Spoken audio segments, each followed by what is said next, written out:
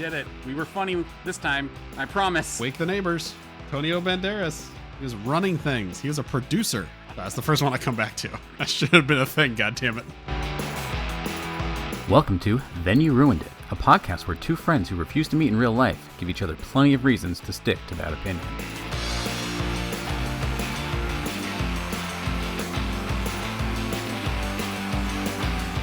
Well, skibbity toilet, Jason. I want to talk about youth slang. Okay, start by never saying that again because that is so far past the youth zeitgeist right now that you... Okay, boomer. Oh, I know. So what I want to talk about, it's not quite that level of youth. It's for the older generation, but still younger than us generation. I want you to guess why I absolutely hate everything that Hawk Tuah stands for. I mean, because it sounds stupid, because it's...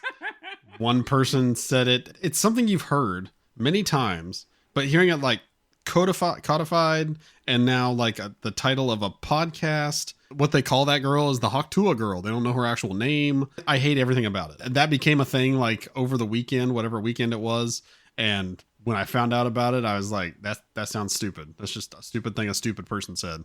And then, no, it was not. It blew up and everybody said it and everybody referenced it. And now she's on shows. She's going around. Like you said, when she dies, it will be an obituary that we all see that says Hawk Tuah girl dead at 42.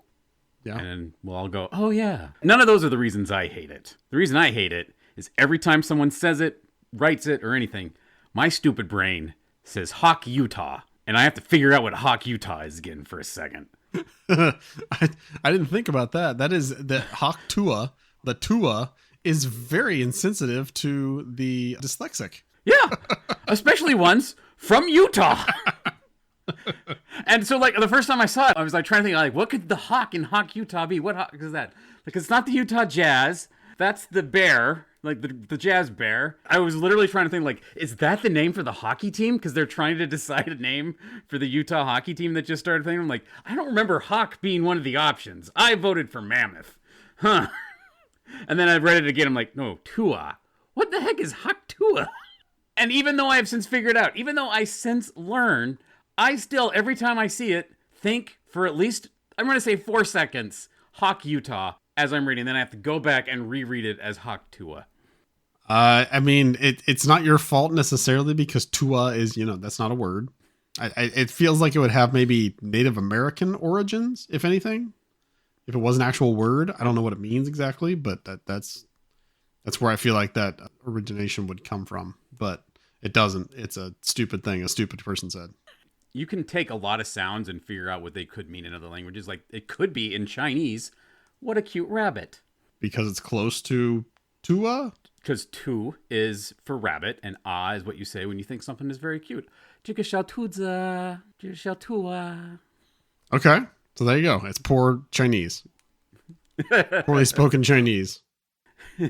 I'm sure there's lots of other languages you could do it with. So all I know is it ain't English and it's very mean to the Utah dyslexic community. And I will say there are dozens of us. Dozens of us. Again, many other people, but I specifically, I have said that phrase so many times in my life.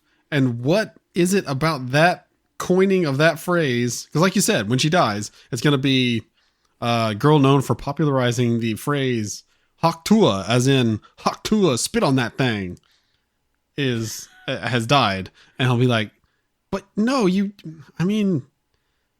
that's good. So wait, were you legitimately saying Hawk Tuah? I mean, everybody does. You say Hawk Tuah. Yeah, it's the same thing. That's you.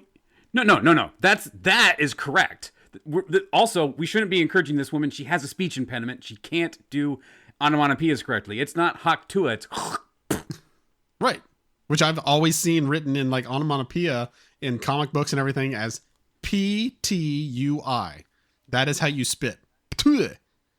It's not Tuah. Yeah. That makes no damn sense. And hawk is also a word. Like if you're gonna make up a word Tuah, make up the other one too. Make it like H-A-H-K. So it doesn't even look like hawk, and make it your own thing. Don't just use hawk, because then, like you said, you know what that is. That's a word. That's a bird.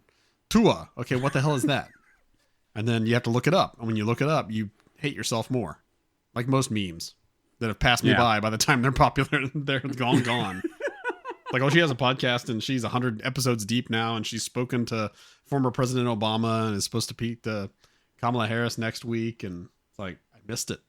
Wait, she's got 100 episodes? No, I'm just saying that's how fast it passes by. Okay. No, I don't know how many episodes she's done. I don't know if it's a weekly. I don't know if it's a daily. I don't know how long she podcasts for. I imagine it's like any podcast you listen to now where there's like 20 minutes of ads and they actually do like 5 minutes of content. Which, once again, let me point out, listeners, tell your friends, if you don't want ads in your podcast, then you ruined it. Got you back. There you go. Have less listeners. Then nobody cares if there's ads on it. You can just put it up in the middle of the night. Nobody knows about it. I'm working real hard to get us big on YouTube. It's going to happen one day. We'll have our Hawk Tuah moment. I think that would have long since passed. There have been many moments that I've been like, oh, that could be our moment. Like that could be the thing that breaks us out. And it never is. I tell many people, as many people will listen to me on the social medias. Tell them, no, this is the one. Tell your friends. This is the one you want to listen to. Must have finally have our moment. This is it. We did it. We were funny this time. Yep. I promise. Wake the neighbors. Antonio Banderas. He was running things. He was a producer. So that's the first one I come back to. I should have been a thing, goddammit.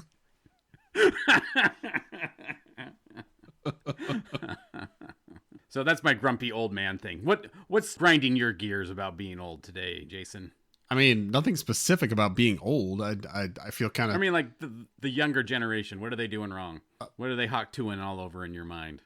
I still can't stand the phrase giving. As in, oh, that's giving... I can't even use it properly because it's so stupid.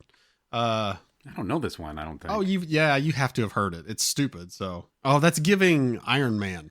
Which means, in our vernacular, when we were growing up, that would be you're giving Iron Man vibes. You would add the word vibes to say like, oh, okay, so it's like, a man in an armor suit or whatever. Oh, that's giving Iron Man vibes. That's a phrase. But now they just leave off the vibes and it's just, oh, that's giving blank. And I hate it. Like we're giving real old man right now. I mean, yeah, we're giving geezer.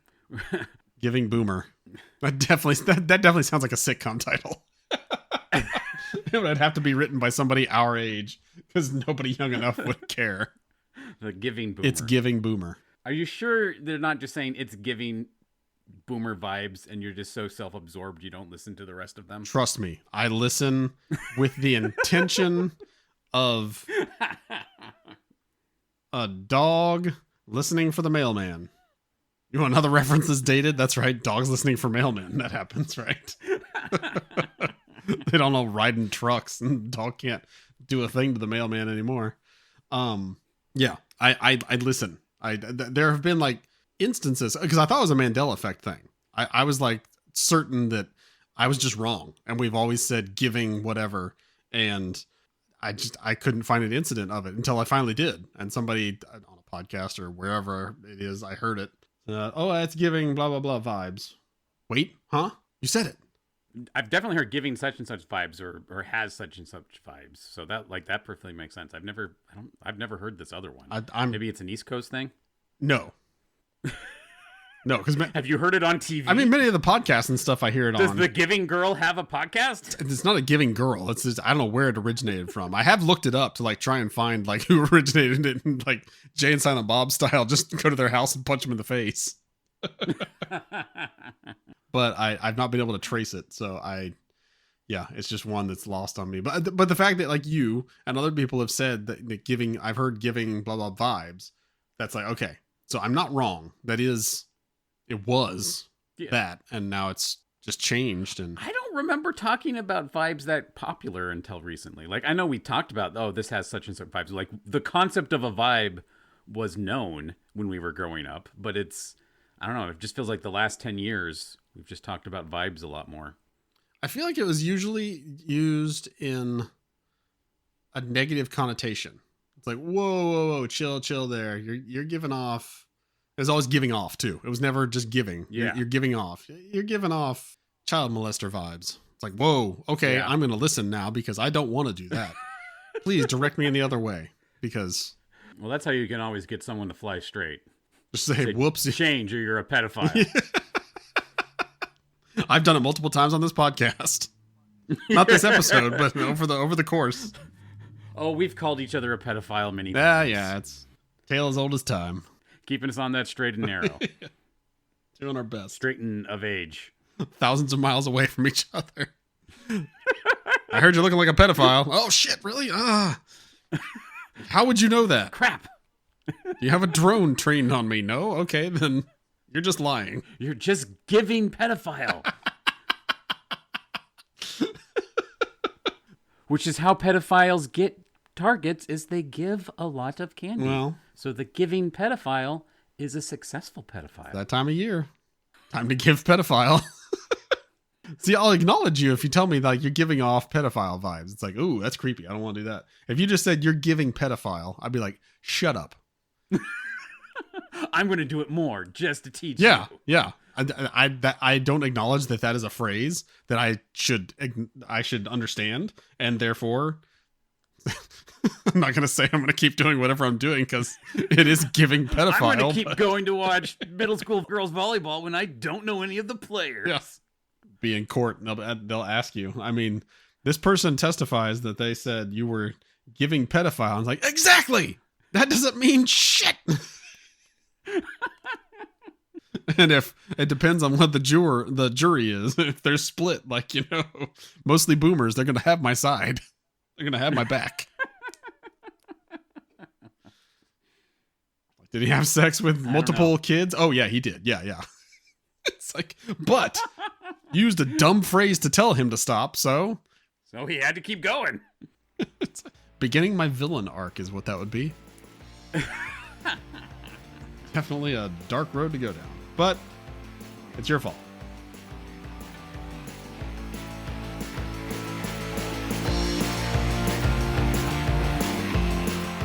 Thank you for joining us for another episode of Then You Ruined It. If you enjoy our flavor of nonsense, please like and subscribe wherever you found us. And please share with your friends and cooler family members.